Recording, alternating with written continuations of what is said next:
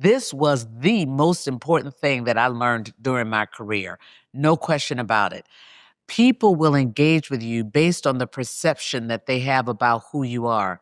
And that perception may be completely opposite to the reality of who you really are, and more importantly, how you see yourself. I had a very senior managing director say to me about 5 years into my career, you're smart, you work hard, but I don't think you're tough enough for this business. And as I clutched my pearls, I thought to myself, what is he thinking? The last thing you can call Carla Harris is not tough.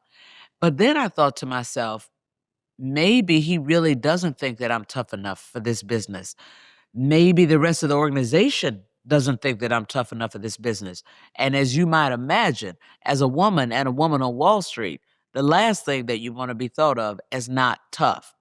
And oh, by the way, that is how I saw myself. So the fact that he was questioning whether or not I was tough enough was a wake-up call to me that the real Carla Harris was no longer walking into Morgan Stanley. And it was now creating a competitive disadvantage for me. So I decided that the way that I would correct that was that I would walk tough, talk tough, eat tough, drink tough, use tough in my language. Because it's important that if you want to train people to think about you in a certain way, you must have that consistent behavior around those adjectives, but you must use these adjectives, these words in your environment, particularly when you are talking about yourself.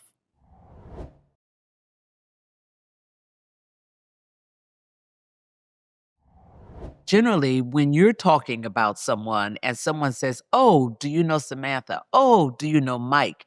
People tend to say, "Oh, she's A, B, C," or Mike is D, E, and F. So I say pick the three adjectives that are consistent with who you really are, but pick the three adjectives that are also valued in your organization. And to be even more specific, that are valued in your seat. In every seat that you have, those adjectives are going to change. For example, as an associate, people cared that I had outstanding analytical skills, quantitative skills, and exceptional attention to detail. But as a managing director, nobody really cared whether or not I could do a model. So those analytical and those quantitative skills were just assumed.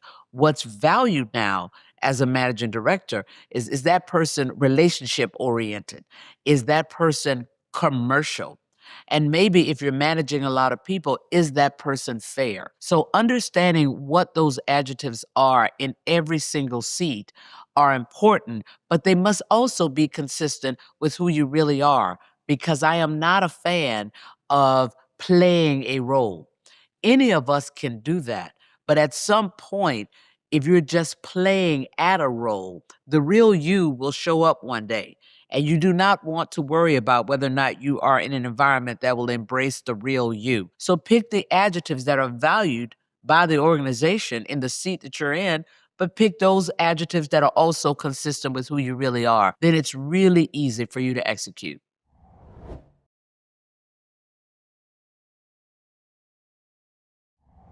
You can train people to think about you in the way that you want them to think about you.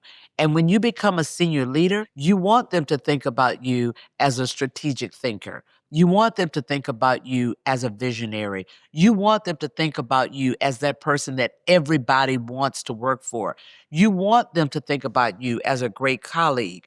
You want them to think about you as somebody who's very respected in the industry. Now, if you want to train people to think about you around those descriptors, your behavior needs to be consistent with those descriptors. You want them to think about you as somebody who's very well respected in the industry, which means you need to go to industry events, which means you need to show up and engage with some of the key people who are seen as icons in your industry. It means that you might need to participate in a few panels so people hear you speak. They know that you are focused on the industry. They know that you are an expert per se in that particular industry. If you want them to think about you as somebody who everybody wants to work for, then you need to make sure that your immediate team loves working for you.